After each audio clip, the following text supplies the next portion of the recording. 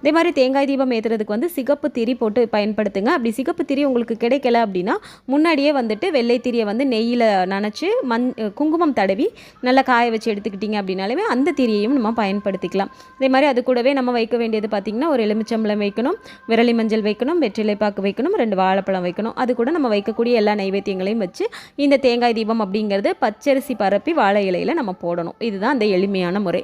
இது கூடவே பஞ்ச தீப விளக்கு அப்படிங்கிறது கட்டாயமாக ஏற்றி வழிபாடு பண்ணணும். ஏன்னா பஞ்சமி நாயகி இந்த பஞ்சதீப விளக்கில் தான் வந்து அமர்வாங்க அப்படிங்கிறது ஐதீகமாகவே இருக்குது.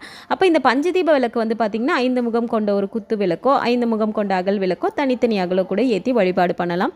இதை வந்து ஒரு சின்ன தாம்பூலத்தட்டு எடுத்துக்கோங்க. அதில் வந்துட்டு செம்பருத்தி இலை, மருதாணி இலை அல்லது வெற்றிலை, அரச இலை இந்த மாதிரியான ஏதாவது ஒரு இலை வச்சு நம்ம ஏற்றி வழிபாடு பண்ணணும். ஆனால் இந்த ஒவ்வொரு இலைக்குமே ஒவ்வொரு தனித்தனியான பலன்கள் கிடைக்கும். இப்போ இந்த செம்பருத்தி இலை அப்படிங்கும்போது இந்த வசியத்தன்மை அதிகமாக